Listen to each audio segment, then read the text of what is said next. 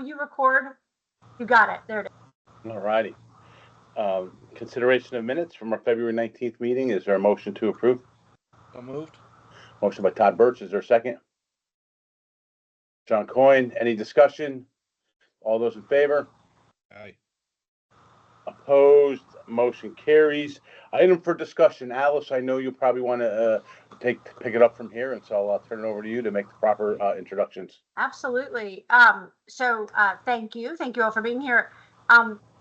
I know particularly Todd has raised this issue at the last board meeting, that it would be great to get an update on what is happening in our adult ed program. And again, particularly because it is so heavily connected to our apprenticeship program and our trade related training, we wanted to have Pat and Nikki provide us with some information and updates on how we're doing on the adult ed side of the house. And so I will pass it over to the two of them and really welcome your questions and suggestions. And we will also do a briefer version of this presentation at the board meeting on April 30th, so that the full board also gets, an update on this important matter. So Nikki and Pat. Thank you, Dr. Pritchard. And we're doing really well with our apprenticeship programming, as the report will show. And we do have a few changes going forward next year, with Pat will share. So Pat, why don't you take it away with your PowerPoint? Okay. Can you guys all Pat, let me know. Do you want me to share? I could share. Okay. If it's okay. Sure. Let me just make sure, get in the presentation mode. Can you see it? Presentation? Yes, sir. Okay, perfect. It's all not right, in so, presentation mode yet, Pat. I don't know why. We're still kind of in slide mode. Let's see. I'm not sure what's going on here. Share. Stop sharing. Okay, I have it here. Slideshow from beginning. Okay, can you see the presentation? For me, it's still in the slide mode with the slides on the left. Same. I got 3 screens going here. It's like, no worries, Pat. Sometimes it's finicky. If you want to try and select from the beginning, it'll kind of initiate the slideshow. Okay.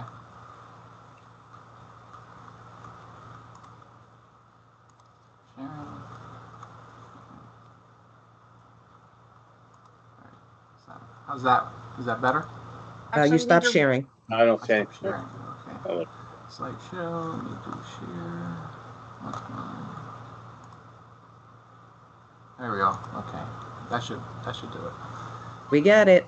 All right. Perfect. All right. I have 3 screens going on here. All right. So So thank you all. This is a great privilege presenting to you all. This is our adult ed program for our apprentices that we train for our evening programming.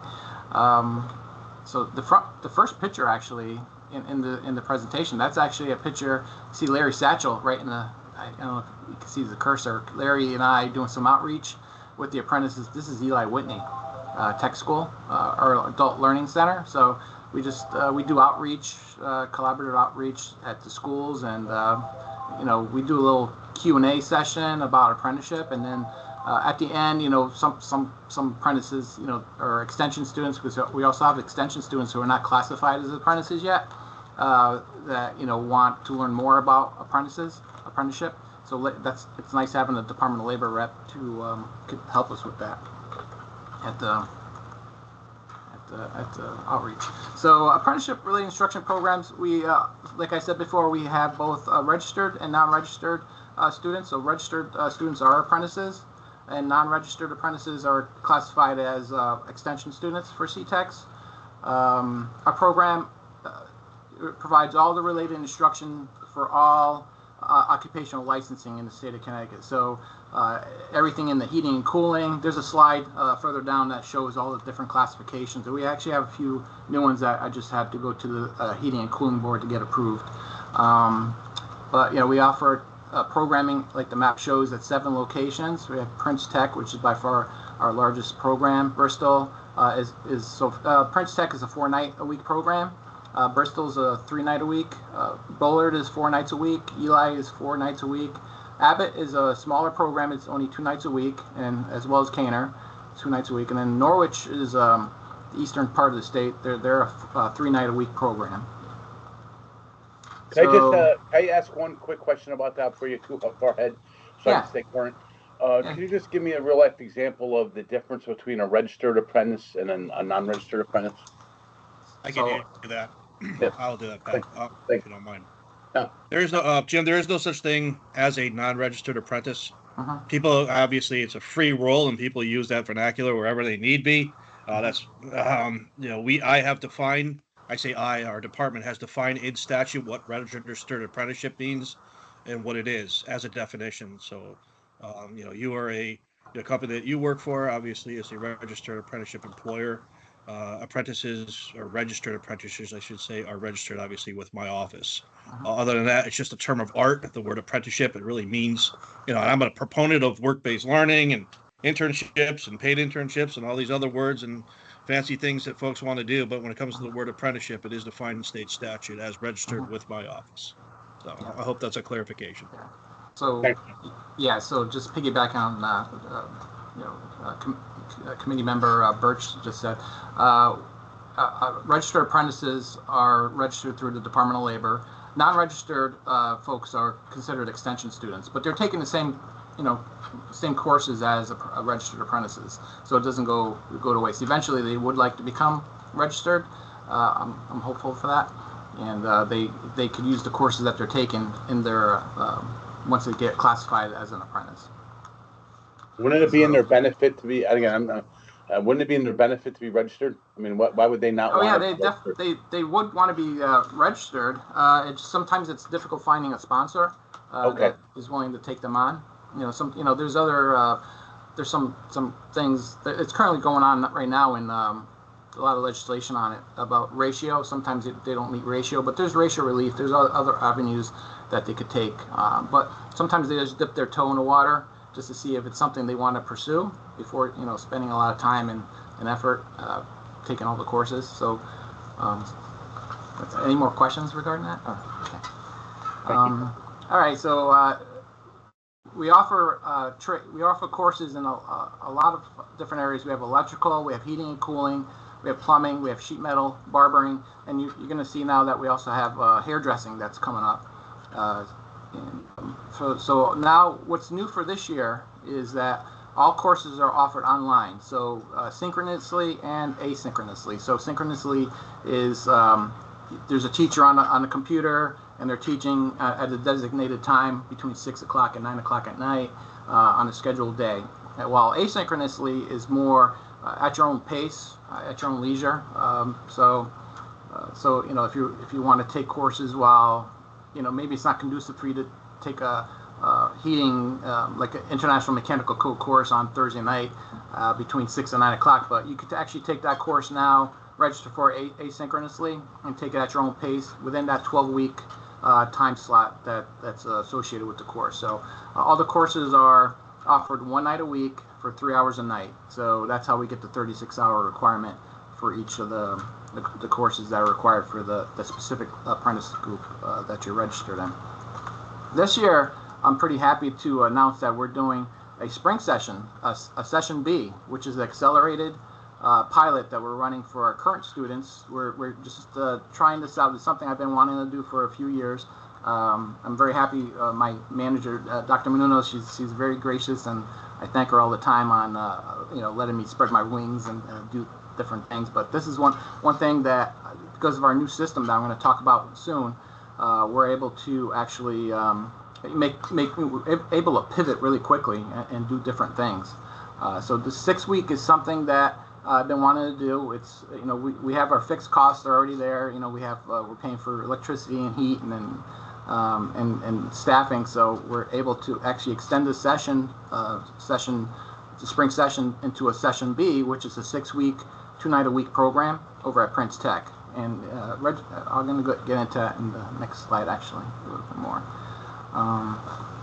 So we have 7 locations. We're one school system. What's nice about that is the transcripts you don't have to go to different schools to get your transcripts. With us, when you take a course with CTECS, you could take it at like the basic math shown here. You could take that at Norwich Tech, and then maybe you want to take algebra with trig at Buller Havens. I mean, what's nice about us is that you have all the classes available for you that you need for your classification.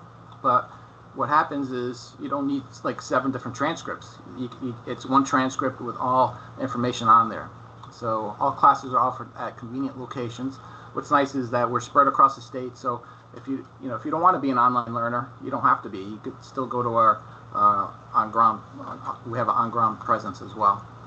All transcripts from 7 locations are for one district. The ability to take all courses each semester. We share resources. We combine curriculum and pacing, and then we revamped actually the matrix for school schedules to align. So this is an example of what's on. It doesn't look too clear, but when you go onto the website, it's actually a PDF download that actually shows all the course. This is page 1 of like 5, but it shows you like the 7 schools and how the course is being offered, if it's asynchronous or it's online, or if it's in person. So this one here, basic math at Abbott Tech on Wednesday night, is in person. So that the H is hybrid, meaning that it's synchronous course, and then there's asynchronous as well.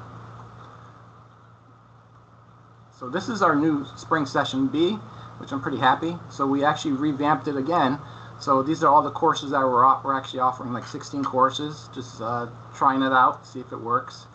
There's a hyperlink, so I know this packet is in this presentation is in your packet. So if you want to click on it, it'll take you right to this website, which actually, when you click on that plus arrow, it actually expands and explains a little bit what the course is. So we're trying to make it more, for accessibility reasons, trying to make our adult ed, which is one of our most visited websites according to Carrie Markey. She says the adult ed website for CTECS is the most visited site in the district. Pretty happy about that. So we're always trying to make improvements with that.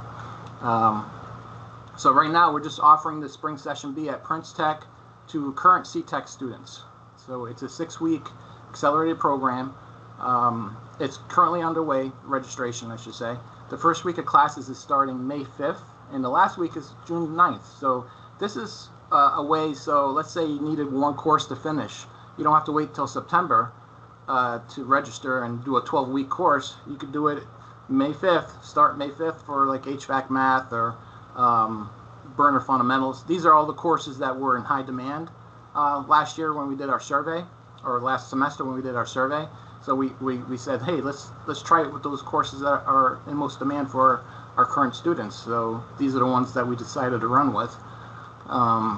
Hopefully it's a success. I know registration looks really well. I saw an email from Parent Score, which I'll talk to you a little bit about later, go out to all the students, and it looks like we're almost at the point where we're filling up. So just like I considered, I think it's going to be a success. Hopefully we can start, if the pilot's a success, we'd like to roll this out like all over the district for next year. Yeah, I was going to ask that question, but I'm a firm believer in dipping my toe in the water, just piloting things before we roll out district wide. So this is a good way for us to do it. We pivoted really quickly to get this going. I mentioned it at the beginning of the school year, saying that's something I wanted to do. I mentioned it to Dr. Menounos. She said, yeah, let's run with it, and it's actually looks like it's going to be a success. This also goes in along with our strategic plan goal 3, which is expanding access to programming. So I'm always like trying to that's my metric, is trying to align to that, and this actually does that for us. So what's new for apprenticeship programming? So hairdressing is a pretty big hit. It's a new program that we started offering this school year. We have it running at 3 different schools. We have Abbott Tech, we have Eli Whitney, and AI Prince Tech in Hartford. So it was at the request of the Department of Labor. I met with Larry Satchel, and a few years back he wanted to do barbering, so we did barbering. That's doing really well for us. But now with hairdressing was the next step in the progression. So, and happy to say we just had a few completers that actually graduated from Abbott Tech with their barbering credentials. So now they could move on to licensure, which is a pretty good thing. Web-based grading portal for adult ed. So we have PowerSchool. We migrated off KNET, which is our archaic system, because we moved off of the State Department of Ed servers. So we had to like pivot and come up with a new portal. So we went with the PowerSchool, which we used during our 9 through 12 programming, and it seems to be working pretty well. We modified it obviously because PowerSchool is not made really for like adult learners. So we are able to, Stephanie Kilburn, who's great. She was able to do the registration because we don't have to really worry about registration and taking payments with our day school population. But the PowerSchool for adult ed, we are able to do all that. We have a new outreach communication tool, which is really it's Parent Square, what we use for our day school population. But now we're able to communicate with students through Parent Square if there's like a snow emergency or like no heat like at a school. So instead of a student arriving to the school and seeing that there's a sign on the door, now they actually have like an app on their phone that tells them, school will be closed. We'll make up the courses next week, or we add the course on to the end of the semester, or depending if we have consensus, if it's a on ground or a synchronous course, we can actually maybe double up if we get towards the end of the school year, if everybody agrees though.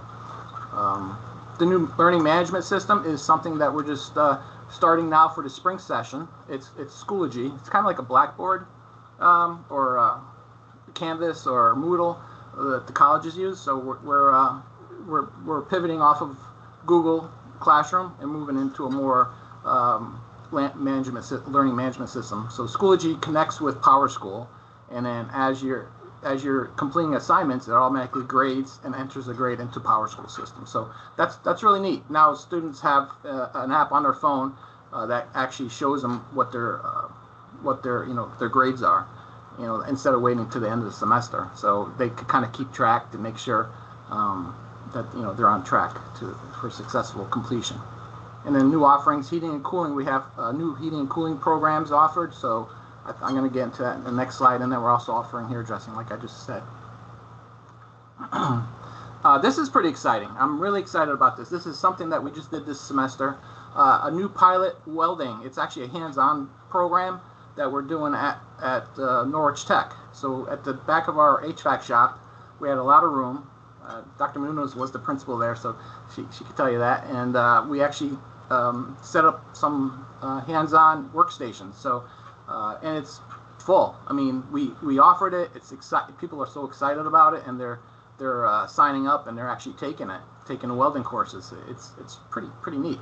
And then we're developing a pilot for next school year for fall for manufacturing for Kaner Adult Ed Learning Center. So that's pretty exciting. I'm working with our consultant for manufacturing, Mr. Parmalu, on the curriculum aspects, and he's actually doing some outreach with some companies that are interested in sending like a cohort of new employees and taking these courses. So those are going to be hands-on. They're not online. They have to go to the school, take the theory, and then there's a lab. So it's going to be like machine theory 1, machine lab 1. So it's designed so that you learn about a concept like during the lab portion of the class of the day, and then the following day will be actual implementation on a project. So it's going to be pretty neat. And then we're piloting a new automotive program at Buller Havens. So we're actually going to be working on curriculum for that this summer, and hopefully that's going to be rolled out for the 25-26 school year. So those are some new things. We're always trying to expand access, like our strategic plan says, and this actually goes right in line with goal 3. So these are the 3 tiers of delivery that we offer. We have our traditional on-ground, which has been around forever. So that's this one here. And then the synchronous is the online delivery. So you're actually logging in to a course with a live instructor who's teaching the on-ground students and the online students at the same time. And then the stage 3 is our tier 3 is our async program, where the students may not be able to, maybe have childcare issues, or maybe their companies are working 16-hour shifts or something, so they can't really get to school. So we're trying to pivot and make it more, we're trying to be more agile in servicing our students, because they're our stakeholders. We want to make sure that we're providing them opportunities to get their related instruction so they can complete their apprenticeship in a timely fashion. So now there's really no excuse for people to say, hey, I'm not able to get to a class, because now we have the tier 1, the tier 2, and the tier 3 delivery systems that we've been working on. So tier 3 has been in pilot form for a few years now, because we've been developing curriculum at 1 year at a time. So during the summer, based on our PAC members, which we'll talk a little bit about in a future slide, they actually say, what our new advances in technology are. So we actually infuse that immediately into our curriculum. It's not like our curriculum is stagnant. It's a living document that gets updated continually. And Dr. Menounos does a great job with reviewing all that for us. All right, so this is our tier 2. This is the synchronous. So this is in person, but via computer. So what's nice is that all our program is approved through the Connecticut Department of Labor, Office of Apprenticeship Training, through Mr. Birch's office. All classes are offered both unlimited license scope and as well as limited. So below here, you'll see like what the limited ones are. So for electrical, E2 is your unlimited license. That means you're unlimited journey person. That's what, that's the gold standard for electrical. But we also offer the limited licenses, which is like the C6, which is like 48 volts and less. L6 is a 24 volt. The telephone interconnect, the PV, which is a photovoltaic license. So there's five pathways there. For heating and cooling, we have the S2, which is your gold standard. The ones with the 2 are usually the gold standard. E2, S2, P2. Those are the ones you really want to go for. The S4, actually S6 is getting sunsetted, I believe. Department of Consumer Protection is saying something that they just mentioned to me the other day, that they're sunsetting the S6. Oh, Mr. Birch, is that? Okay. And then the S8. S10 is a really good license too, but the S2 and the E2 and the P2, they all require 4 years on-the-job training, 8,000 hours of on-the-job training, and then the 720-hour related instruction requirement. But then when you get into the more limited licenses, it's not as much time. So the S4, S6, S8, we're looking at less related instruction requirements. The D2, D4, those are like 2-year licenses. Our B2, B4, those are burner-specific licenses. But this year, I appeared before the Heating and Cooling Board and offered, they actually asked for this. They wanted an OE2 pathway, which it's always been there, but they wanted a formalized training program. So we designed something with our steering teams and presented it to this Heating and Cooling Board, and they approved it. So I believe we're the only school that offers in the state of Connecticut OE2 related instruction program at the moment. Plumbing. So OE2 is an operating engineer. It's more of like a boiler tender, somebody that works in a facility, like a Pratt & Whitney that tends a boiler, making sure that everything's running optimally. That's what that one is. The plumbing, we just have the 5 pathways. We have the P2, which is your unlimited. Then we go into like the irrigation and the J's, which it's like sprinklers and whatnot. P6, P8, those are the sewer, drain, water main licenses. So and then we have the gas tank one too for like filling stations. Those are the 5 pathways. And then sheet metal. We have the SM2, which is your unlimited, your sheet metal license. And then a lot of companies came to us because this is a way for them to get apprentices licensed quicker. The SM4, which if you're a residential contractor that does sheet metal, it's a faster way to get somebody licensed.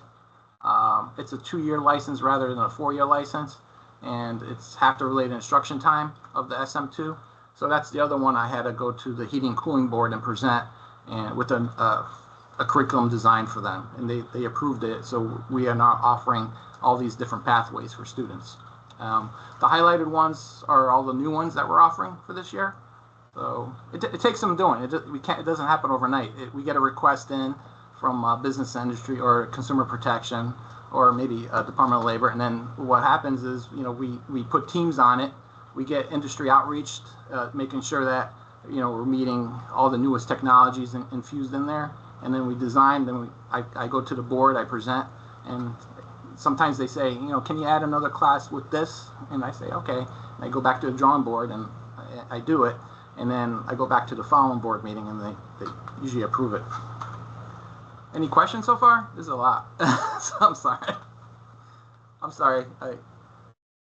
I do have one question, and I just got to tell you though, Pat. I mean, as you go through this, your passion is so. I mean, it's so. You just see it. It just screams out at the. I lived it. I mean, I live apprenticeship because it's in my DNA. I went through a few apprenticeships myself. I hold 3 licenses in the state of Connecticut, so I got my plumbing, my HVAC, my solar. I actually got the sheet metal, so I have 4 licenses. I don't really count the sheet metal. I don't really do it, but so.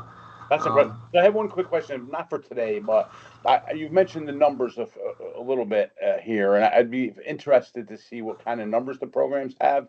I know okay. You I can get that for you. So that's something that I could get through Stephanie Kilburn. She could pull a report from Power School for us. I know our numbers for registrations are up.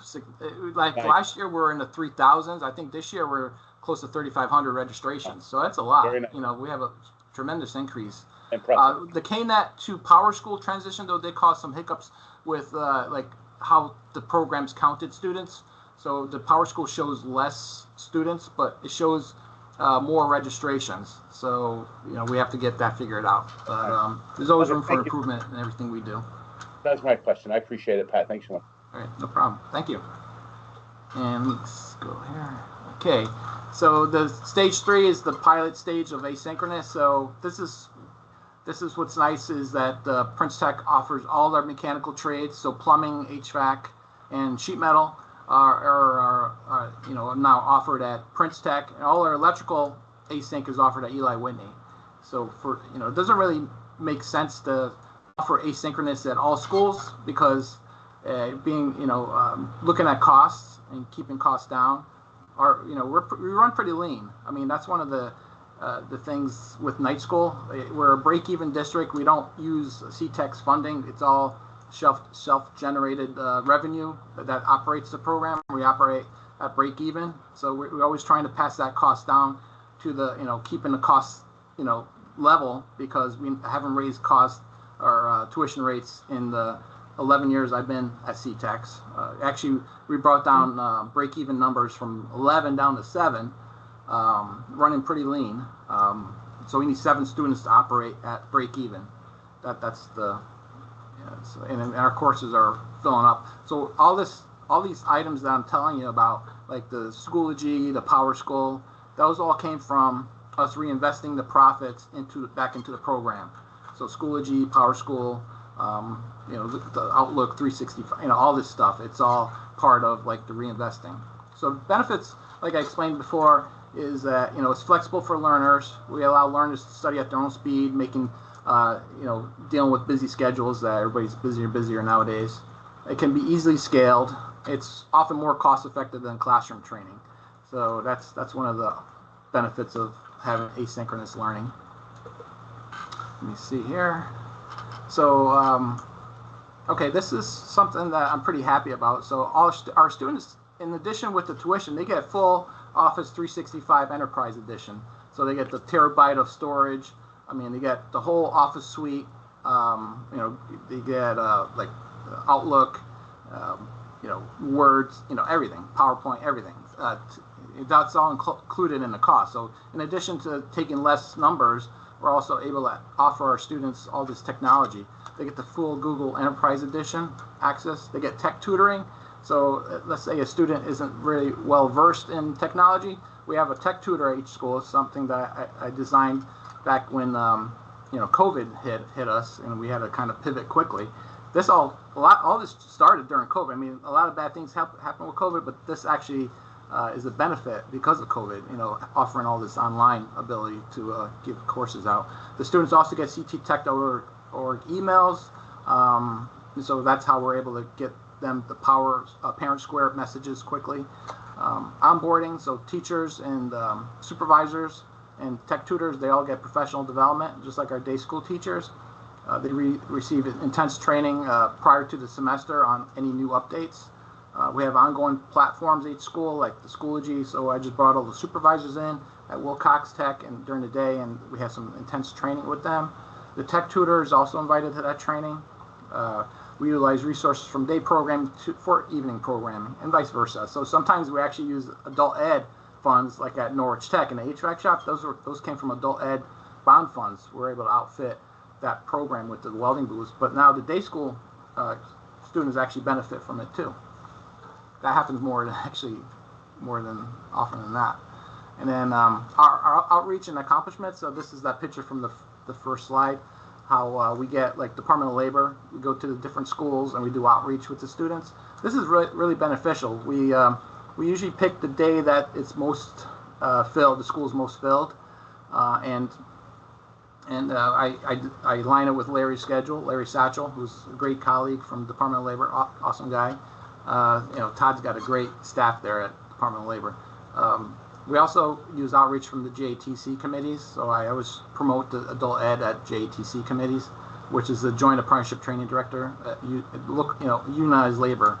So sometimes they have students that transition out of unionized into non-unionized. So they, unions typically send them to us. And then we also have a PHEC and CHEC, so the Plumbing, Heating, Cooling Contractors Committees and the Connecticut Heating and Cooling Contractor Committee. They all send their apprentices to our district. But they also have trade shows, and they invite us. Actually, I think one of the next slides shows that. So we designed with our marketing team, our ability to get new teachers, which is the hardest part, is trying to find teachers for these programs.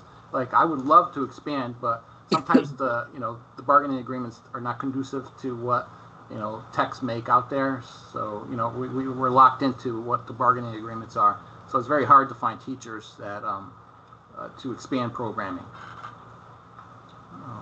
And all the colors are matched. So each school has their own marketing postcard. So they're all the school colors, as you can see here. This is Buller Havens. And then we also have marketing to students.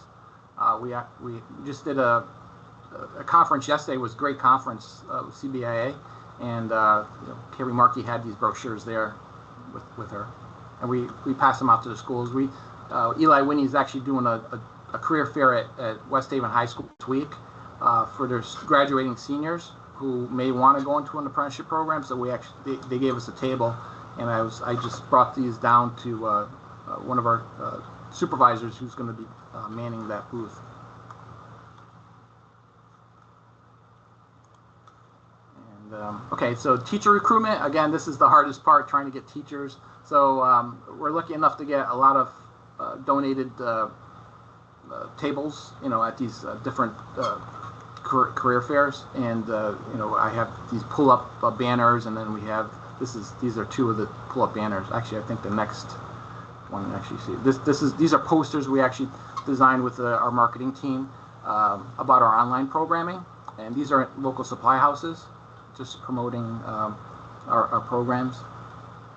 And then this is again direct student marketing. So if we get a lot of name recognition, so we don't really have to do a lot of this, but it's nice that we have these resources available. And then this is the PHCC trade show we just did a year ago this week. They moved to a 12-month program. So these are the items you can see in full view here. How the tabletop displays. We have the little tabletop,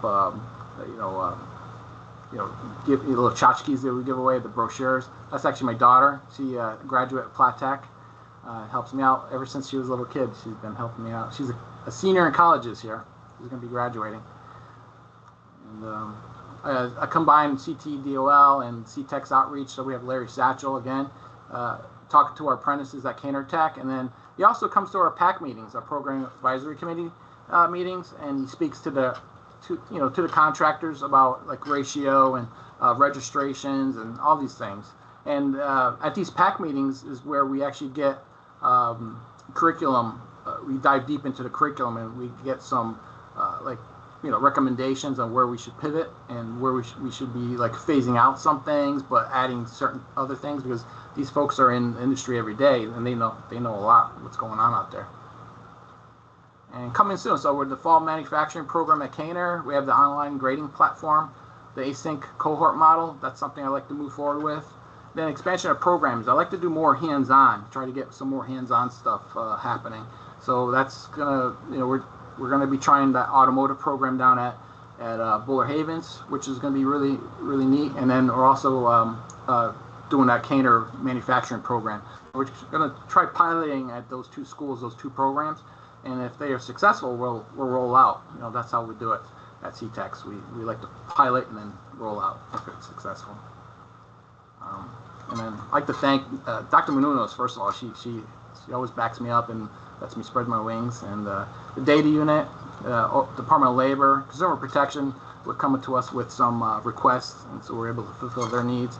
And our management team again. Any questions? I do have one other quick question. I asked most of my questions as we went along. The focus is on career fairs. I know, for instance, Platt Tech has a career fair today. We have people there. I'm actually leaving and going there right after this. Yeah. We send people. We're sending people to Bullard Havens tomorrow as well. So, I think you mentioned it in the presentation. Do you do pretty aggressive adult career fairs as well, or is that not it? Yeah. We go to as many career fairs as possible. When we get invited to career, especially the high schools. The high schools invite us all the time. So I'm lucky enough to have supervisors. So I have like a staff supervisor at each of the schools that I'm able to send to these career fairs with the marketing materials. But then for the adults, we do some veteran recruitment fairs. The plumbing, we direct market. So I go right to where the plumbers are. So I go to the plumbing, heating, cooling contractors trade shows, the Connecticut heating, cooling contractor trade shows.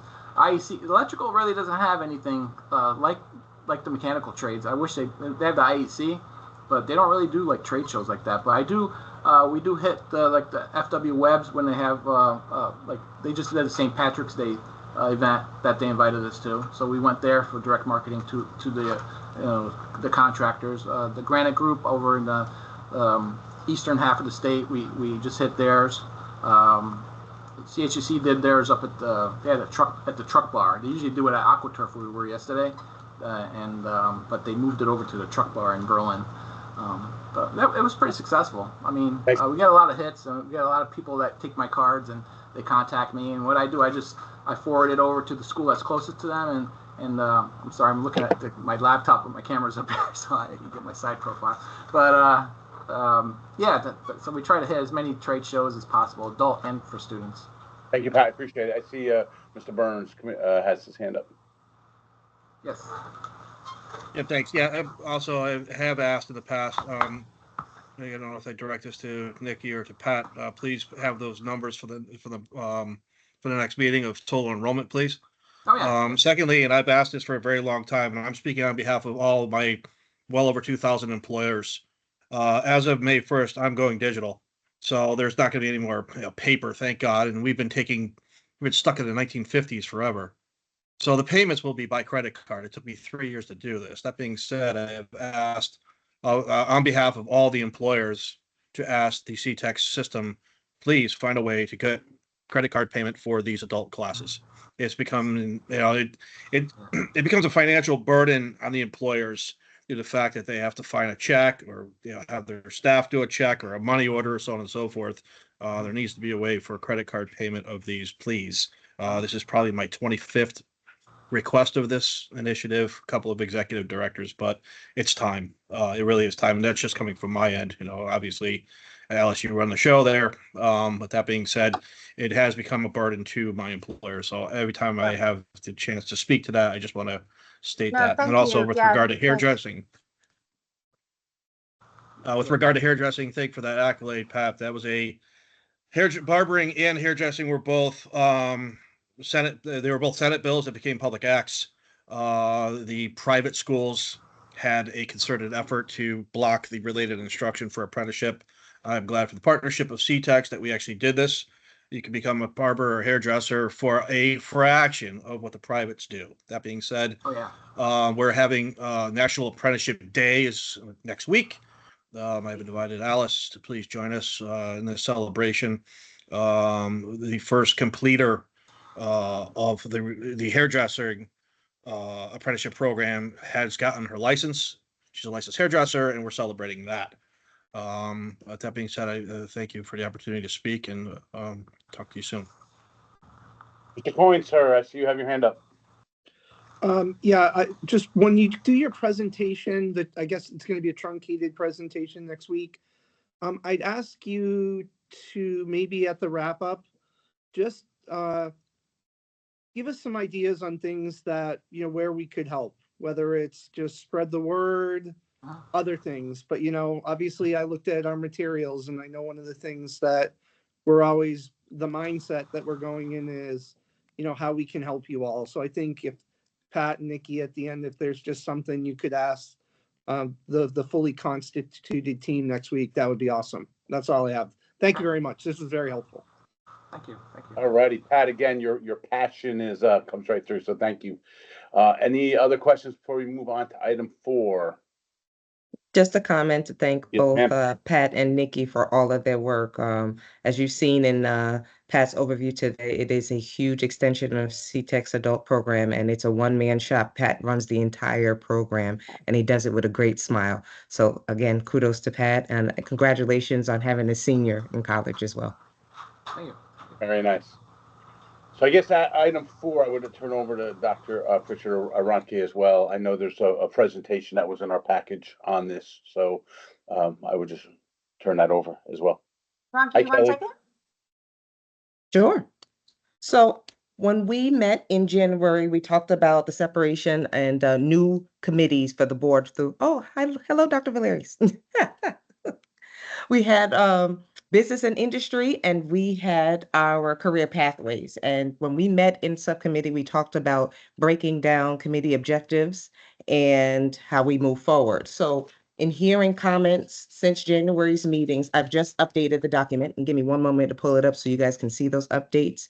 But there was suggestions to make sure that we include post-secondary and secondary initiatives in the committee description, as well as public sector opportunities and trade partnership opportunities. So those updates have been made in the latest document that you have. We just need a endorsement and discussion from this committee so that we can move it for full board for a vote. So move as presented. Yeah, did you want to just pull it up real quick? Or sure. And then I'll see if anybody has any questions or input. I'm gonna say I, like Pat, am working from 3 screens, so bear with me. There we go.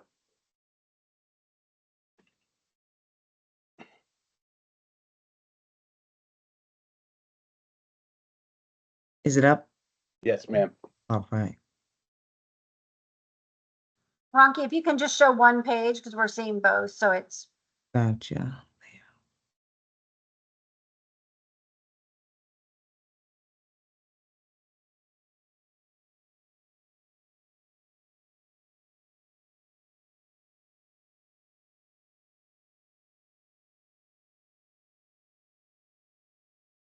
Is it working? No, I think you just want to go to the one page under view. That's better though. That size is better. That was better? That's fine, I think. Yeah.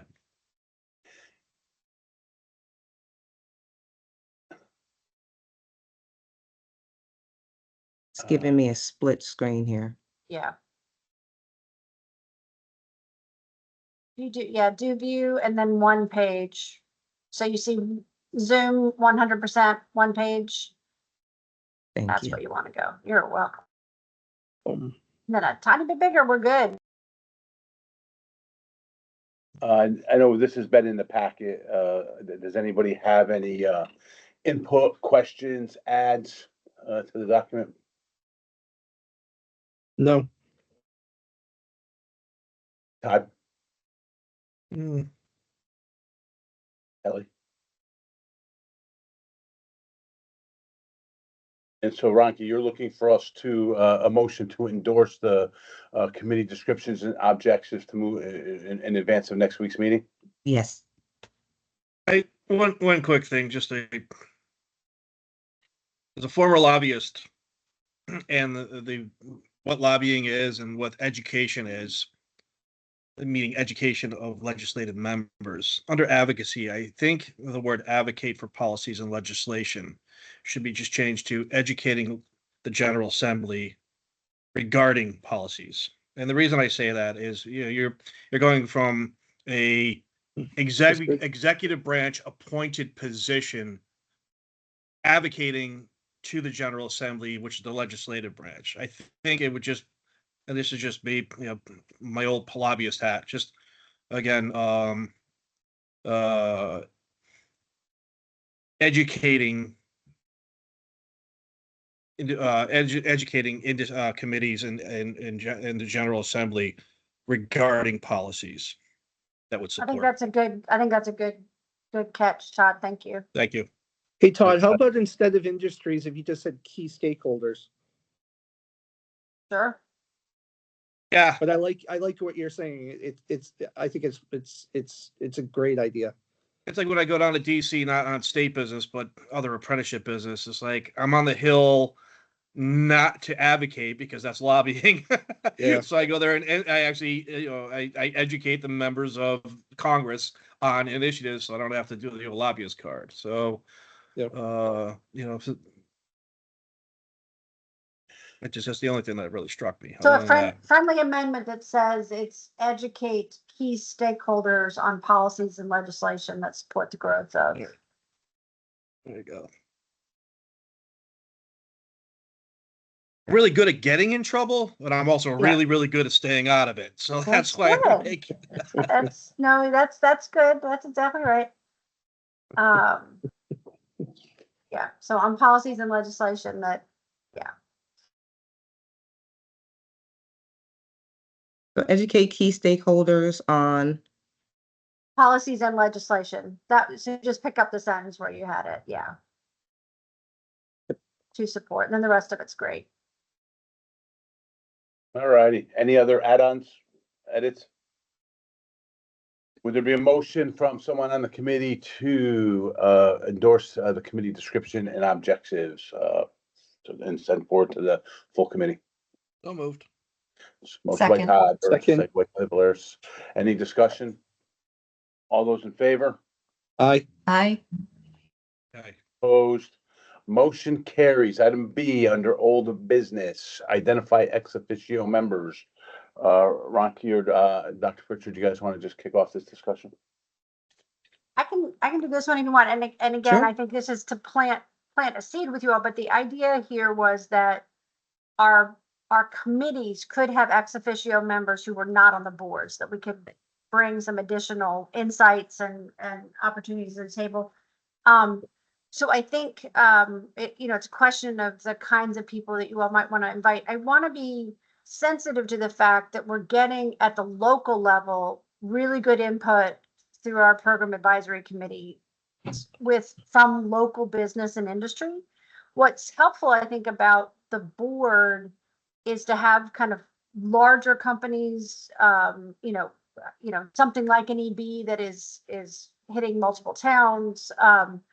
Kelly's perspective, as a statewide workforce officer, but there might be others. And we had talked about perhaps maybe we think about, somebody like representing the Connecticut Hospital Association to get, some kind of broader association types who might be willing to join into these conversations. So that was the goal of identifying ex officios. We don't need you to get board, the full board approval of those members because they're ex officio. So I think when we talked to Christine, the chair recently, she said just up to each committee to start to identify who they might like to invite, and it could be a rolling invite kind of thing, but wanted to bring it to your attention as an opportunity, and happy to make some of those requests or use you all to make requests of your colleagues as well. So that was the idea.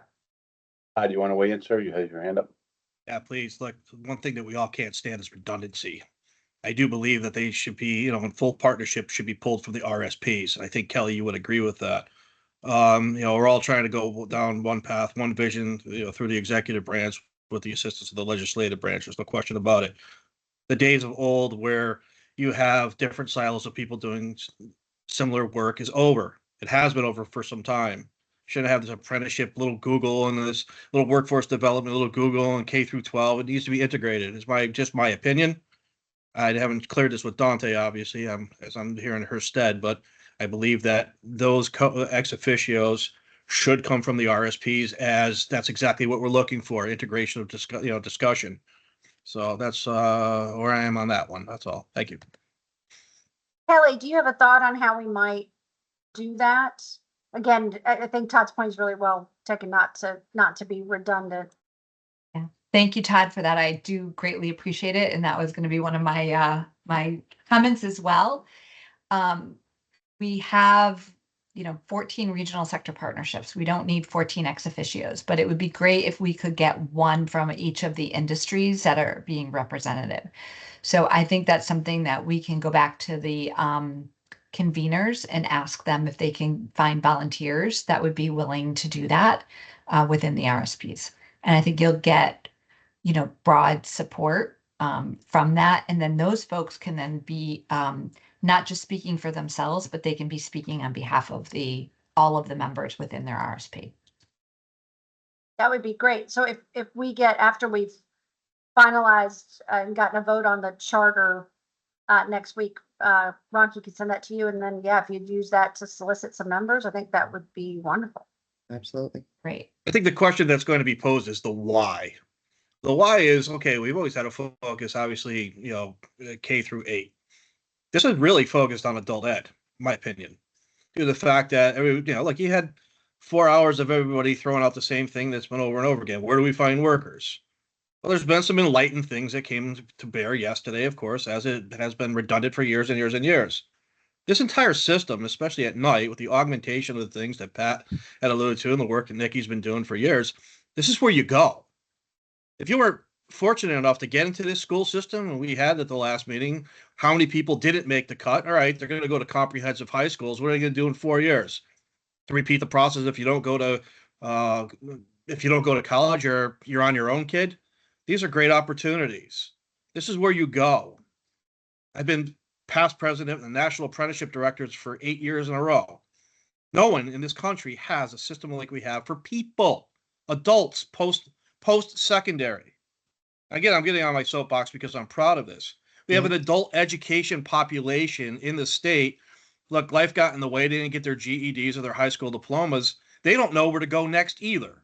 What a prime opportunity that's dirt cheap that'll probably be covered by WIOA for the tuition to get people into all of these occupations, or at least a pathway into the education of an occupation, and not just a associate's or baccalaureate degree. And I'm not poo-pooing them by any means. They have their own. But we have such availability of opportunity for individuals through this system at night. It's just immense. So that's kind of like why the RSPs and those people, it isn't about the kids, my opinion. It's about the next step for adults. So thank you. Thank you, Todd. I have just one clarifying question, Dr. Pritchard, and I like the layout that you put out there as far as moving forward on this. Is this ex officio members for the full board or for this subcommittee? Just for the subcommittee.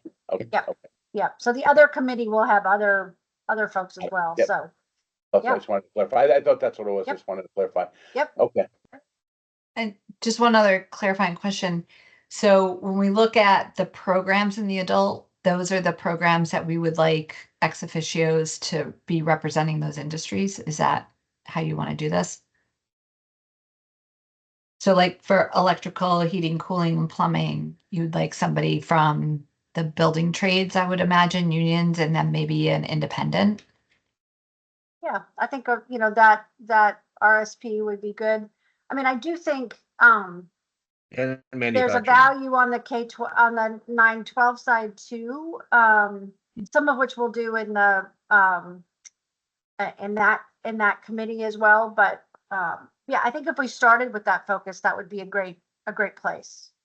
Dr. Valerius, you make a good point. I'll also bring up our trade cluster. I think it'll be helpful as we're looking through what selections for the public sector, for the RSPs. I think it will be helpful for you guys to see what the clusters are. Perfect. Excellent. So it sounds like a plan moving forward. All righty. Well, we have a few minutes left. I don't know if we could adjourn a little early here or give everybody back 4 minutes of your time. If so, to entertain a motion to adjourn. So moved. So moved. Motion by Todd, second. Second. Second, Sean. All those in favor? Aye. Opposed? Motion carries. Have a great day, everybody. Thank Thank you. you. everyone. Good to Bye-bye. see you all. Bye. Good luck, Sean. Thank you, Pat.